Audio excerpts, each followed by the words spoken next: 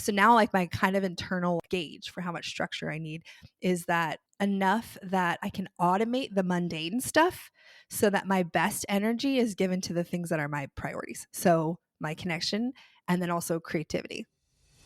Ready to embark on a journey of boundless creativity, purpose, and adventure as an artistic soul? Hey, I'm Lara Bianca-Pilcher. I'm passionate about empowering artists like you to live out your creative dreams and nurture yourself at the core of your artistic journey. Let's explore the art of vibrant living and creative expression. As an artist, actor, writer, and showbiz educator with over 20 years of experience in the arts and entertainment industry across the globe, London, Australia, and now Atlanta, USA, I'm here to guide you through the mess and magic of this ever-evolving creative life. From performing on TV, film, and stage to roles both on and off stage, my journey in the arts has woven a diverse tapestry of experiences. This positions me to help you navigate the path to unlocking the full potential of your artistic soul. Alongside my auditions, submissions, and industry hustles, I've had the privilege of educating artists and living a joyful marriage with 2 wonderful kids. Expect genuine conversations from real-life lessons, struggles, and triumphs that have shaped my journey. It's a journey I'm excited to share with you. This is your masterclass in how to craft a fulfilling, vibrant, and art-filled life. Get ready for the Healthy, Wealthy, Wise Artist podcast, your key to unlocking the full potential of your artistic soul. Stay tuned for enlightening conversations, practical tips, and inspiring stories that will elevate your purpose, adventure, and creativity. Let's go. Well, hey there. Welcome back to another awesome episode of the Healthy, Wealthy, Wise Artist podcast. We've got something very special lined up for you today. We are with the incredible Jenna Zint, a personal coach and the mastermind behind the life-changing 10-week course called the Habit Lab. It's a mastery course, really, and I just want to welcome you, Jenna. Thanks for chatting with me. Before we dive into the fascinating world of habits and the Habit Lab, I want to know a little bit more about your personal journey. So share with us how you stumbled upon the power of habits and why they became such a game changer for you personally. Oh, well, thank you first off for having me. I was like, I'll wait till she's ready for me, but I just wanted to say thank you. My Southern self could not say Oh, thank you're you. Southern. I live in the South and I'm not Southern. You don't live in the South Yes. and you are Southern. This is great. Manners was like the number one thing we learned growing up. Like, Oh, that's so should you say true. yes, sir? Yes, ma'am? Yeah, all the things. Okay, so how did I get into habits? That was a great question. Well, I I'm a mom of 3, and I started a business. It's an Etsy shop that really took off, and it is called Turbans for Tots. And I started it when my oldest was first born. So I had it for 8 years. Everything was made local. I had an office here in Redding, California. That's where I live. And at the height, we had, I think, like 18 people working for us. And then fast forward 2 years ago, like things started shifting, and even honestly, like, oh gosh, social media marketing, it changes every 3 months. And I just got to a point where I was like, I'm done figuring this out. I don't want to crack the code again to figure out how to get our ads performing better. It. Yes. Yeah. And then I was done having kids too. My youngest is now 4, and he was a boy anyways. And most of it's like bows and matching mommy and me headband sets.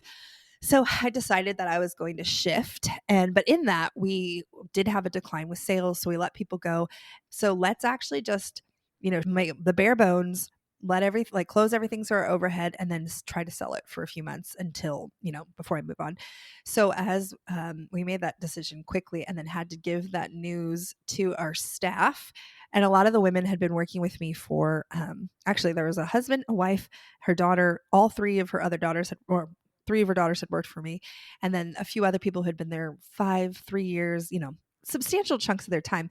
I just felt so much awareness, that shame that we got to this spot without me knowing, like, oh, I should have been more in the loop and had a better pulse on where the numbers were running, the trends, so that there wasn't this quick lack of notice to give them the info. And then 2, this awareness as we're moving out of the 1,200 square foot office that we had to a spare bedroom in my house. Like, that feels like a ego hit, because it's going back to like the original days when it had gotten so big. It's such a shift. This awareness of like, do I actually have the habits and skills, time management, ability to prioritize the necessary things to make this successful in the 3-4 month interlude until we sell it? And as we were like unpacking some of my staff like helped me move. I had this awareness. They're like, I was expressing some of those concerns, and my manager, who's just the best, she's amazing. She was like, yeah, you're probably going to have to grow in some of those areas. And it was so kind and true, but it was just this wake up call of like, oh, like I think it was such a plain, like my shortcomings and lack of structure, internal structure, time management, habits of like meticulously keeping our books, the consequences of not having those areas dialed in was like looking at me in the face, like in these people in this major quick shift.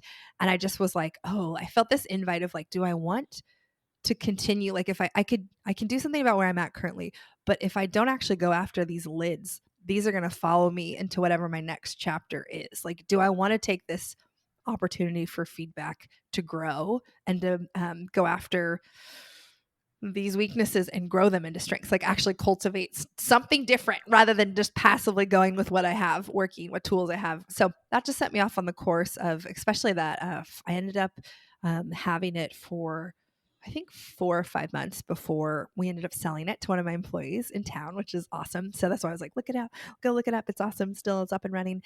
And but in the meantime, I just listened to the first book I listened to on tape was Atomic Habits. And it was so inspiring because, well, he's a phenomenal writer. But the idea, there's two major takeaways that I hadn't heard before. One was that in order to experience longevity in your habits, they needed to be tied to your identity. And then the other one was that you should start offensively small, because our culture has this all or nothing mentality on like everything, like go big or go home. Like I think of Yeah. all the extreme home makeover shows where it's like they flip a whole house. You're like, that's not even In the same house. 24 hours now. Yeah, exactly. Move that bus. And you're like, wait, is this a new location? That's not the same house. Yeah. So Yeah. we just get this shift, I think, of like it's all or nothing. So the almost permission to start offensively small, and it wasn't lazy, that actually there's all this behavior science and research backed up that like you could starting small carves new pathways in your brain and then lets momentum gain as you become proud of yourself. Seeing the small wins, you'll look for more and bigger. Like it could actually build upon itself. You're not letting yourself off the hook saying you'll never go like increase or upgrade. It's just, this is where we're starting because I'm actually just rebuilding trust with myself. So that was my, actually that rebuilding trust with myself was just my small what I tied all my habits to my identity the first like couple months that I was just building them. So like my first habit was making my bed every day and then running my dishwasher every night. And every time I did like nights that I wouldn't remember, and I would be in bed and be like, oh, my dishwasher, I'm gonna have to get out of bed, walk all the way downstairs, like, do I want to do it? And is it worth it? And I would remind myself, it's actually not about the action. The action in itself of just running my dishwasher would not get me pull myself out of bed, but remembering that I'm casting a vote for the person I want to be, and that's the kind of person that can tell myself what to do and do it. And this is more important than the action because it's a like showing I can trust myself. That's what got me out of bed. So I'm like, oh, this works when you tie it to a bigger why, not just a clean dishwasher. It's what is where you find longevity for sure. And then you obviously wrote the course, right? And Yes, then wrote the started course. I habit. actually started with a free book club because my life was I was just seeing such dramatic shifts that I was like, I just naturally share. I'm like, I need to do this with my friends. So I gathered like 10 friends who are all moms with young kids initially this round because it was just a book club. And we met at 6 a.m. on a Sunday. And every week they showed up. They're Wow. like, we love you and have seen a change in your life if we're here at 6 a.m. So we did that. And then I wrote the course and started walking people through it. And yeah, we're about a year and a half into being a habit coach for people. And it's my favorite thing. It feels like, oh, I feel like this is what I was meant to do. I enjoyed That's the best. Servants for Tots, and I like Yes. learned so much, but I feel like this is like so many more parts of me converging, if that makes sense. Yeah. And you said the coolest thing that habits need to be tied into your identity. Can you just tell me, what does that mean exactly? To me, it gives a lot of times our habits are tied into goals, which, like, for instance, losing, like, I'm eating this way to lose 10 pounds. Or actually, I'll give you an example of mine. I have been working out for 30 minutes a day for the last year and a half. Like I haven't missed a day. And if it had been tied to me losing weight, when I lost the weight, my motivation would have waned substantially Mm. because I'm like, why am I doing this anymore? But the reason, like my why of my why I execute my habit or why it's important to me, I actually just dug deeper of like, how do I tie this to my identity? And for me, my little identity statement with my habit is because I'm the kind of person that invests in my health because I want to take an active role in how I age. So for me, there's Mm. no expiration date, there's no arrival point. This is the kind of person I'm becoming. So that's what motivates me to keep going. And not because it's not something I'm hitting or I'm not just running this half marathon. This is who I am. So there's like, it's a forever process versus a flash in the pan, success. That is a really great answer because I think we so often are goal orientated, Yeah. and it sounds very much and you and your nature like are entrepreneurial and working, I guess, from an office but also home, and you're a mum, so there's a lot of hats that you're wearing. But freelance artists and performers, we tend to, by nature, not always, but kind of thrive on chaos and unpredictability. Yes. And your course really, how does it cater to the free-spirited individuals that most of the listeners really are? How does habits really help those of us who are not really habit-driven people by nature?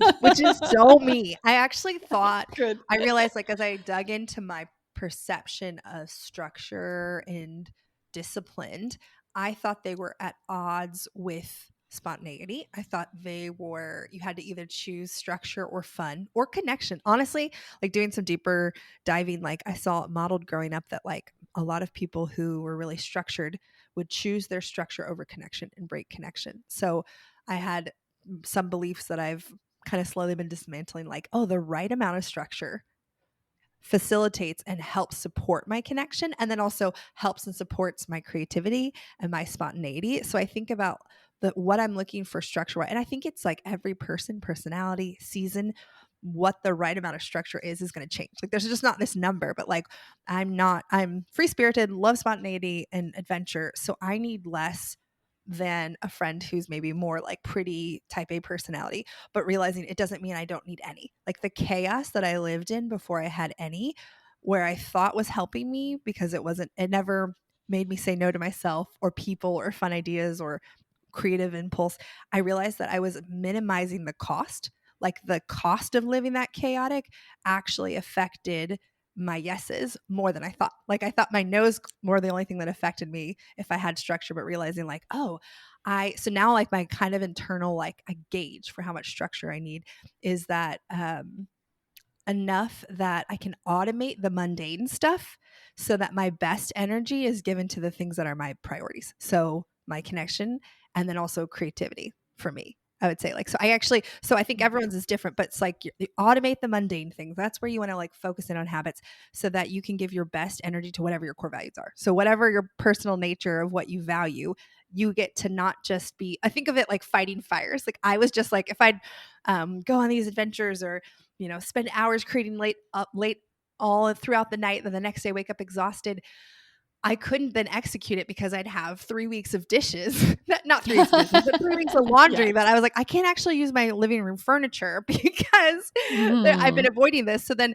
my best energy wasn't given to what I wanted to. It was whatever the biggest fire was. So I think that's the price of chaos, is oftentimes we have to give our energy. We're not as free as we think. We have to give ourselves to the most urgent thing, which if you neglect the more mundane things, they sometimes have to be what you give your energy to. So just automating the Mm. mundane. You don't have to automate creativity. It's not limiting. Find what works for you, what supports what you care about, and that's the balance for you.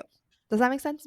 Yeah, you've unpacked actually, I think, a lie that a lot of creative, that side of the brain type people believe, that that's my artistic nature. And if I try and rein that in too much, then I'm going to lose my ability to access my emotions and my creativity and all of that. But you've actually said, no, it's actually probably working against you a little bit in Yeah. terms of your energy and where you can be the most productive. I love that you said that. It's there's so much truth in it. It's like a secret weapon for the artistic souls. It's so true. So like even just practically speaking, like my husband's an accountant, so he's likes more structure. He's so good at I tease, I'm the builder and creator and he's the maintainer in the family, Yeah, which I I get you. feel so much gratitude for that strength of his, which wasn't always the case. Sometimes I felt like it hindered or restrained me, but then realizing like, no, it actually complements me so well. Totally. But in that, so for Yeah. me, in that, like when he does time management, because I realized that like I actually need to like increase my ability with time management. He blocks every like minute, 15 minutes at a time, like his whole day's planned. And then when Wow. I tried to do that, I was like, this is terrible. This is like a prison for a creative person. Exactly. This is the antithesis of creativity. So Yeah. I think that's the idea. I think with habits, it's probably one of the biggest perspective shifts for me is it's not one size fits all. Like it's the idea of buying, most brides when they buy their wedding dress, they know they're going to get it altered or tailored to them. So they're going to buy something off the rack with the expectation to edit and revise, and that what's going to look great on someone else is not their ideal dress. That's what I think with habits too. So that worked for my husband. So I'm like, oh, there are more, but I would have quit. Like past me would have been like, it didn't work for me. So it's not possible for me to find time management. Like it's only going to Yeah. like, oh, my husband's version of time management didn't work for me. But what does work for me? So even for me, I just do bigger chunks and I get to decide what I want to do in them. And a lot of times this sounds so silly, but when I do the harder things, I do them in more pretty environments. So we have a really epic back porch and I will do it outside with music, with a diffuser, whatever, as soft Yeah. as comfortable as I can make it to kind of reward myself and then know like, okay, after you do this hard thing that's not the most fun, you're going to go do like a 15-minute like walk or swim in the pool and then you get to do the fun thing. But I kind of almost use it as momentum. So my point is that I do way less structured, but I do a flow of my day and I already follow kind of my natural energy of like after lunch is when I want to be creative and it's not a smart idea for me to stack a bunch of admin heavy stuff. So I should do that like because me personally has my best energy and internal self-discipline in the morning to do those harder things and then let myself do the fun creative things in the afternoon because it's like following what I'm already finding Mm. myself wanting to do and build structure around that rather than trying to tame myself into a box. Yeah, so good. And can you define quickly too, like how do we get in this hot mess of habits taking such a hold of us? And I know it's neurological as well, but like I've had weird habits over. Like I used to get just I would eat healthy all day, no problems at all, and then at night, every night, same signal: I need to eat sugar right now. And the rest of the day, I didn't have that. So I'm like, I know this is a habit that my brain is sending right now. So tell me, like, how does it get to the point where it's like your brain just does it and it's working against what you want for your values and your goals? Yeah, yeah. It's funny because like with those, one of the things we talk about the most is how we kick out shame for the habit journey because so often we've tried to use subconsciously, like I think everyone's awareness of shame as an inner voice is different. So maybe some people have really loud voices of shame. I would have told you before doing this work to see how much of a role shame played in my motivation. I would have Mm, thought I didn't have a very loud shame voice because I was pretty happy and liked myself. Therefore, didn't think, but then when I peeled back the layer of realizing how often I would use should have, or if you were more of an adult, you wouldn't reach for your kid's cereal at 8 p.m. Like all these layers of like subtle, almost passive aggressive shames to mm, try. But I realized like, oh, I'm actually just trying to use them for motivation. But really, interestingly, this is really cool. In your brain, where contempt happens, which I think of contempt as kind of like shame or mm, contempt mm, pointed at yourself as shame and where curiosity happened, they literally can't fire at the same time. So it's like you're going down two different paths. You can either choose when you're approaching, like you find yourself doing a habit you don't want to do. So I call them like an unhelpful habit. You can either engage with contempt and that shuts down creativity, or you can go back and choose curiosity and that's where solutions lies. So for me, I'm like, okay, instead of when I catch myself doing something incongruent with what I want to do, like a bad habit, I think interesting. I actually use this little code word.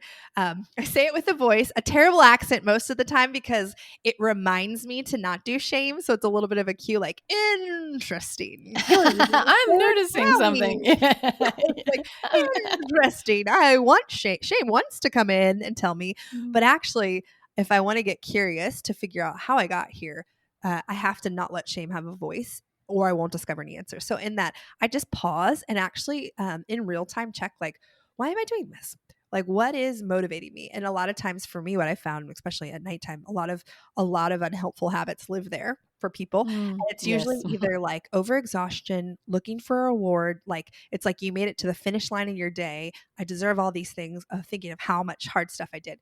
So instead of like simply giving some of myself some of the old habits like Netflix binging or a ton of sugar, I think like how else could, what are alternatives that I could do to give myself refresh or reward that would be more congruent with some of my goals, like you said, health goals. So I don't know, Yeah. like sitting on the back porch chatting with my husband, like how can I get myself, like thinking practically, being in the kitchen's hard, how can I remove myself from the kitchen? Or even when I'm watching Netflix, that's usually one of my cues to want sugar. So maybe if I take that out and we replace it. So the interesting part is like they say that a lot of us just want to abstain, like just to white knuckle stopping bad habits. But Yeah. most of what they've found research wise from like recovering alcoholics is the ones that had successful recoveries, they didn't simply abstain from drinking. They found a stronger habit to replace it. So they Wow. actually, in the brain, they can see stronger pathways on the ones that have recovered, who it's still there. It's like the memory's there, but they've chosen an alternative and they've picked it up enough that that is their more instinctual way. So in the process of like ditching some unhelpful habits, staying engaged with curiosity, because that's where answers are, and then actually choosing some alternatives. What if I'm looking like why in the curiosity, like why am I reaching for this? Being compassionate of like, oh, you had a really hard day and you did a lot of things. That's true. I'm not going to shame yourself for wanting some acknowledgement, but what are other ways that I could give you what you're looking for? Because I always tease, I'm like, throwing a cookie at it isn't going to give me the like actual comfort. That'll give me a dopamine hit for the 30 seconds I'm chewing the cookie. But if I actually need to process some of my overwhelm, the cookie is not going to do that. So kind It's of like, so why is true. it there is my question that I usually ask myself. And then what else could I do instead of that one? Really, really good. I want to sprinkle some of your habit magic onto the listeners. Can you share some of the tantalizing tips and insights that you actually, without giving away all your secrets in the course, but some of the, top sort of tips that you might say, start with these? Yeah.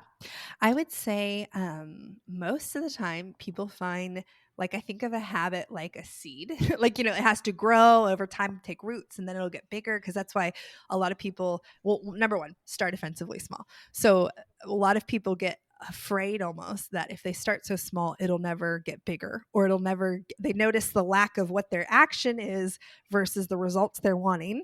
And they're like, I'll never get there if I start this small. So that like kicks them into all or nothing gear. And they're like, okay, pedal to the metal. And it's such an incongruent jump and such a 180 that you can have flash in the pan success, but you usually don't find longevity because you can't sustain when you make such a dramatic change. Where the opposite is like when you start offensively small, it's like planting a seed and letting it take roots over time and being okay, like, hey, I know the natural order, this will grow. And as I start seeing momentum from this, it'll get bigger and stronger and produce more seeds that I can then plant. Like it won't stay here, kind of self-talk, but it is important Mm, to start here. So starting yeah. offensively small is the first one. Tying it to our identity as often as I can, especially if the more resistance I'm feeling to a habit, I actually intentionally I write out an identity statement. So when the sneaky question of what's the point or I don't want to do this, like kind of try to come in, I have a pre-written answer for what's the point. Like, well, I'm so glad you asked, lagging self-control. The point of this, me not wanting to go on this walk, is that I'm investing in my health and I actually want to be the kind of grandma that can play with their kids, that's not limited to on the couch watching TV. Or Hmm. with the identity statement, one of mine with my environment is I'm the kind of person that creates and maintains peaceful environments because it helps my connection or supports my connection. So when I'm like, oh, why am I cleaning up the kitchen? I'm like, oh, because I know what it feels like when my kids come down in the morning to a clean breakfast area and they feel like I'm expecting them. I'm excited to see them and I'm not anxious. I have like a clean slate emotionally to interact with them because I'm not trying to catch up from yesterday. Like that's fair. So it Mm. just reminding me the bigger picture, and anybody, like, so one of those main things, the tying into your identity is huge for your habits. No shame's really big because it actually it feels like it's going to motivate you, but really it deflates in the long run. It just pokes holes, like, because shame's not, it doesn't stay to do something different, do better. Okay, you're right. I'm going to do this huge thing. Then when you're not seeing the results or you miss a day, like shame's like, see, I knew you'd miss something. You can't trust yourself. So it's like this double-edged sword. Like maybe Yeah. it like gives you a big start, but it's almost like corrupt fuel. It blows up in your face inevitably. Yeah. So the remembering like shame's not helpful. Curiosity is more helpful. And kind of the internal picture I get when I remind myself, like, what am I picking? Am I picking shame right now to like analyze my behavior, or am I picking curiosity? I think of a scientist versus a judge, where the scientist would represent curiosity with the expectation that like you do experiments and it's not like you're going to get it right the first time, but it doesn't mean he's a terrible scientist because he like one of the variables didn't work. Like there's other variables at play than simply my self-control. So maybe this habit wasn't my ideal fit, but what part of it could I like works, what part doesn't, and how can I change it for another variation of it? I think of like, you know how 409, the cooking spray, is called that because I think, well, it's an urban legend, whether or not it's true, but on their 409th attempt at the formula is when they found breakthrough. I That's what didn't I know think that. about. Yeah, right. Wow. And that's what I think Yeah. about with habits is like, okay, just because number 1 or 2 didn't work, it doesn't mean this is not conclusive proof that this area is hopeless or that I can't change here. Yeah. Like That's it just so means I good for haven't our found the creative. round. Right? Oh my Yeah, gosh. creative Hope. endeavors. It's just so good, like what you're saying, because there's just so many more sorts of wisdom within that. And you do have a somewhat superpower because you're juggling being, you've got a business and you're a mum, and you just mentioned to me, things about your kids coming down in the morning. So, what are some of your habits in your life that you've put in that help you juggle and keep your sanity just in general that Yeah. we might be able Gosh, to steal from you? I was gonna say one of my things that I learned from turbans and then just prioritized it is that get childcare. Either whether you can't afford to pay it, and I don't mean for I think people again the all or nothing, like it doesn't mean that your kid has to go 30 hours a week. Like there would be a few when we couldn't afford it at the very beginning, and then more recently when we had some financial setbacks, I found another working mom and I swapped with her so that we both got Good. 1 4-hour session a week where we were able to like have kidless focus. And the cool part, it was such a win because the kids loved it. It was like this giant play date that they thought it was amazing, and it obviously worked with my budget. But why I think that's so important is because when I try to do both, I do both poorly. And then the message I feel and hear is that I'm failing. Like I didn't get all the things I needed to get done because I was multitasking and making snacks in the meantime, or I'm neglecting my kids. So if I actually just do a concentrated time where they're not with me, even if it's smaller and shorter, I know I'll be like triple as effective. And that narrative of I'm failing isn't there because I'm like, I did a great job. And now I get to go home and be wear my mom hat, but I'm not trying to every 5 minutes juggle between the two, you know? Yeah. And then Really good. Yeah. the other thing I'd say is I work on my schedule. That was one of my time management habits. Every Sunday, I found this like notepad on Amazon, which sounds funny, but it's not a calendar. It literally is like one of those notepads you tear off, and it has magnets on the back. And it has Sunday, Monday, Tuesday, Wednesday, Thursday. And I simply, on Sunday afternoon at some point every week, I sit down with my calendar on my phone and write them out. And I kind of like time block them, if you will, like literally physically draw squares around them so I can see. Because me being so visual, which I think probably other artists are, I need to Yeah. see it. It being on my phone feels so different. And even like, it's funny because some people are like, why do you need to write it if it's in your phone? I felt that, like, I don't know about you guys, but when we would do study for test in school, the teachers that made me rewrite the study guide or write my own answers versus just reading them, my level of comprehension and almost like grasp of the subject was like so much deeper because I was engaging more aspects of my brain as I was like transferring the information. And that's what happens to me when I write it down. I actually feel like I have a better grasp on my schedule. And then the other thing that happens, which is so funny, even if I'm not adding more things, I have a couple weekly habits that I add, and my commitment to myself is like, so arbitrarily, I have a weekly car cleaning habit where I have a little vacuum place across the school or the road for my son's school. And after I pick the kids up on Thursday, we go over there for about 15 minutes and vacuum the car. And the kids, they all have one job. And it just restores the standard for my minivan because it can get dark in there. But I'm like, Oh, okay, yeah. I I know know it's about restored, right? that. So, Yep. but my point is that like on Sunday when I look, if it doesn't make sense, if I have meetings through on Thursday afternoon, my commitment to myself for a few weekly habits I only have like 2 or 3 that I protect this harshly. I will move it to another time that it makes sense. So I'm not going to die on the cross because it doesn't make sense to have it on Thursday afternoon. I have to jump through a lot of hoops. But my commitment is where can I move it to find another point in my week? So that's super helpful. And then it just gives me grace for myself because I don't know. I find that I'm not usually alone in this, but what I thought I should be able to do versus how many hours and how long tasks take, I could be completely accountable for how I spent my 8 hours and still feel shame that I didn't get my unrealistic time, Oh, like, totally. write your list done. I'm like, but then when I write it out, I'm like, Yeah. I expected myself to get 14 hours worth of tasks done in 8 hours. Like, that's unrealistic. So in the me writing out my schedule, I have more grace to what I can and don't have the capacity. And I already feel proud of, like, I know what I'm doing on Thursday, and that's going to be enough. And I'll probably plan a pretty chill Friday morning to compensate because my Thursday's insane. So it just made me weekly picture versus monthly or daily. I was able to get more balance than I can in a day, if that makes sense. That's such a great tip for all of us because I'm the same. Like my notes are now a hot mess. I write things in there, but it's a hot mess. I can't find things in there. It's so It's real. better for me as well. It's like tear it off, stick it where I can see it, and I might actually remember to do it. So that's really, really great. You're just dropping so many great wisdom bombs left and right here. So Oh, you're let's so get back to your habit lab work. And can you just take me on a whirlwind tour of the kind of core topics that, and what kind of transformation that creates in people?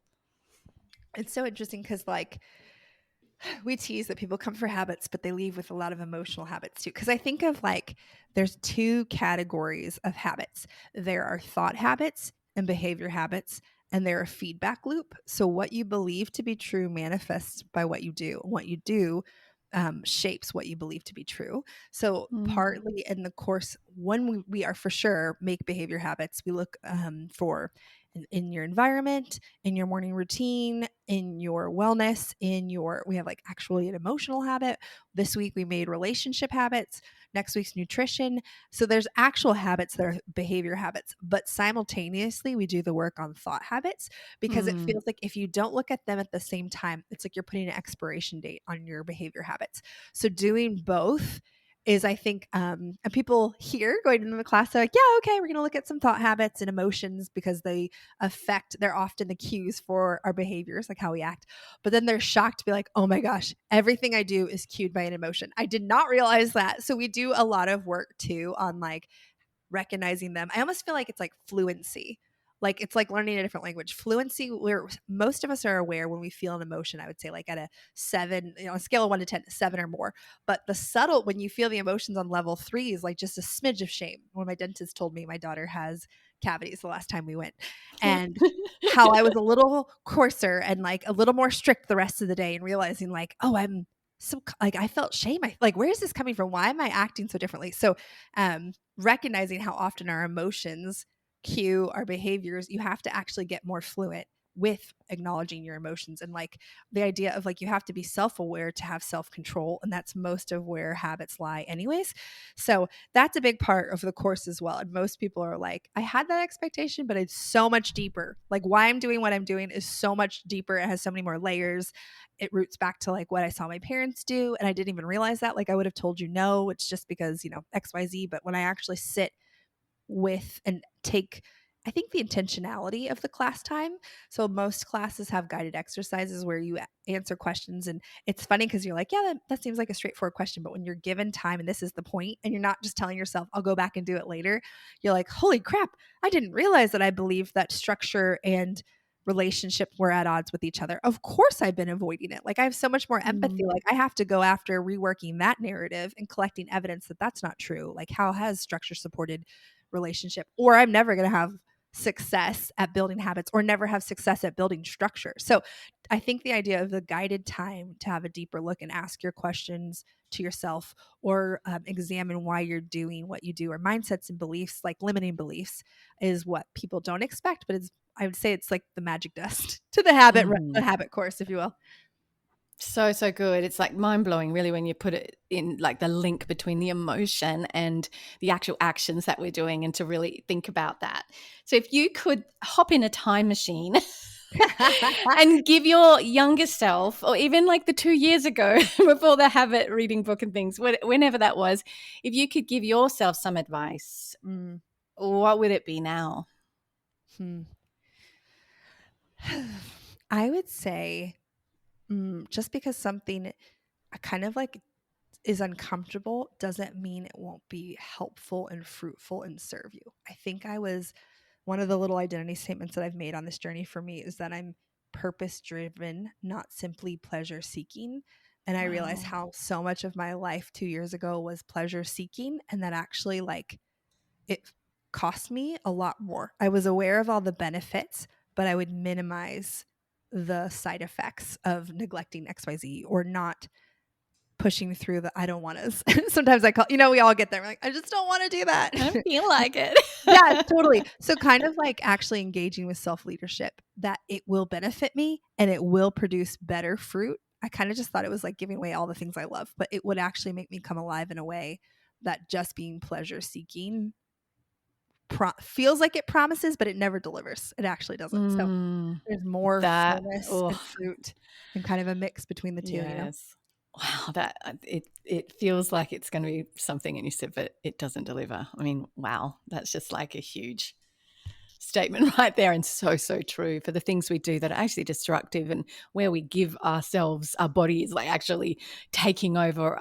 It almost feels like it's controlling us rather than us controlling it. Yeah. When we're the boss of us, so we're the only ones that can control it.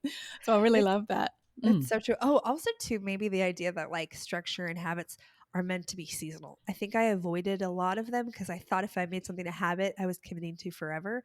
But like just kind of like plants, have life cycles and bear fruit in different seasons, like habits can be seasonal and that's not failing. So like what helps me, like I have a whole slew of summer habits that are so helpful. Like I found and established last year and I'm re-engaged with this summer that I tried to keep going through the fall and they were not helpful. They were actually breaking connections. So this idea that it doesn't have to be forever to have value, like that you can change. I think that's why I avoided it. Is I think I was like, felt like I was signing my life away in blood. If I committed to something, I'm like, hey, there could be a seasonality, like see it. And then if it stops helping you and serving you, you can alter and pivot. You don't have to commit to doing something that doesn't work for forever. That's do it until it doesn't work anymore and then change. Yeah. That's actually really, really good advice because obviously, like if you're like, I am going to go for a walk every morning and get some sunlight and it's like the middle of winter and it's dark, then that habit's not probably serving you anymore. The most basic version. Yeah. It's not your self-discipline or lack of structure. You're like, this doesn't make sense to do this. Find another option for investing in your physical body, Yeah, that's really good. And, I mean, not everybody's like this, but I personally really love change. Yes. So for me, it's good to think, well, 3 months, maybe I'll try something different that still gets me where I want to go or is still coming out of the value that I have for myself. Yes. That's really, actually, really even good. Just speaking to that, like my, like I said, a year and a half of working out 30 minutes plus a day, I pretty much because I love change as well, I almost regularly every 2 to 3 months, I change what I'm doing. So like I ran a half marathon, so I trained for that this fall. Then I did a workout program with a girlfriend in her garage for 2 months during the winter because I needed a connection to get me out of bed. Oh yeah. And then for 3 months, I did a virtual thing at my house. And now the last 2 months, I've been working out with my husband because he asked me to for the first time. And I was like, yes. So the idea that it's not failing because I'm still just investing, like I made it broader. So there's a statement that we say sometimes is be stubborn about your goals, but flexible about how you get there. So I remind myself, really good. Right? Because you think it has to look a certain way, but like, I'm still investing. That counts. Like, good job, me. Yeah. And I think we often think of a habit as I've got to be rigid.